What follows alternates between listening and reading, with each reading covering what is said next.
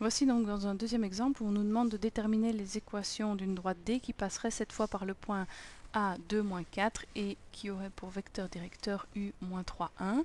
Alors, première étape, les équations paramétriques seront du type x égale et y égale, donc toujours bien séparer les deux lignes en fonction des composantes. On prend un point, donc en l'occurrence ici on nous demande que ça passe par le point A, donc j'écris les coordonnées du point A à la verticale, et puis j'ajoute ou je retire un certain nombre de fois le vecteur k, et ce nombre ici devant correspond à la composante en x ou en y du vecteur directeur. Ça c'était la première question. Deuxième question, vérifier que les points, enfin plutôt dites si les points B et C appartiennent à la droite D. Pour ça, il faut s'assurer que les équations en x et en y soient vérifiées. Donc par exemple pour le point B, il faut que moins 4 soit égal à 2 moins 3k, tandis que moins 2 doit être égal à moins 4 plus k.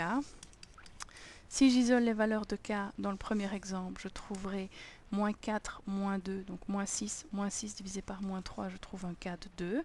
Dans la deuxième ligne, on a moins 2 moins 4, donc moins 2 plus 4, k égale 2 également.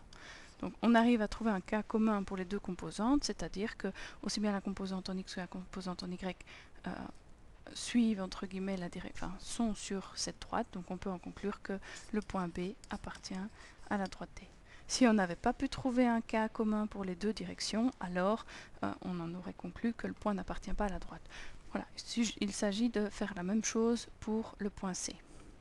Troisième question, puisque le point B appartient à la droite, en fait, il nous permet d'écrire un autre système d'équations paramétriques de cette droite D, à savoir que je vais juste changer les valeurs ici qui étaient les coordonnées du point A, et je vais mettre moins 4, moins 2, moins 3k et plus k, puisque le vecteur directeur n'a pas de raison de changer.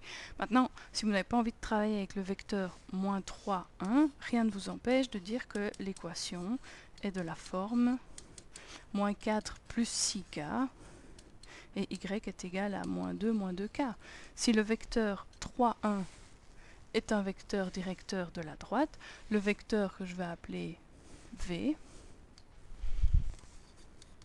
qui a pour composante, lui, 6, moins 2, il est multiple, j'ai multiplié par moins 2 les abscisses et les ordonnées, donc c'est un multiple du vecteur U, donc a priori il a la même direction. La droite D peut tout à fait s'écrire de cette manière. Ça, c'était pour répondre au point C. Le point D, est-ce que le point moins 5, 5 appartient à la droite D? Là, je vous renvoie au point B, c'est exactement la même chose. Et puis, point E, écrire l'équation cartésienne de la droite D. Ça, c'est libre à vous. Soit vous isolez le k dans les deux équations ici, vous égalez les deux résultats, et puis vous mettez tout au même dénominateur, vous ajoutez ou soustrayez d'un côté ou de l'autre pour vous ramener à quelque chose égal à 0. Ou alors, vous utilisez les composantes du vecteur directeur moins 3, 1, à savoir que moins b sera égal à moins 3 et que le a sera égal à 1. Et donc, l'équation cartésienne de la droite D, c'est ax plus by plus c égale à 0. Donc, ax va donner 1x. Plus by, b vaut non pas 3 mais moins 3, puisque moins b égale moins 3. Donc b égale 3, donc plus 3y, plus c égale à 0. Et pour que cette équation cartésienne soit complète, il faut encore trouver la valeur de c. Pour ça, vous utilisez un des points qui appartient à la droite avec certitude. Donc comme on n'a pas fait le c et le d, je m'abstiendrai de les utiliser. Mais a et b appartiennent forcément à la droite. Et donc, puisque a appartient à d, je peux dire que 1 fois 2 plus 3 fois moins 4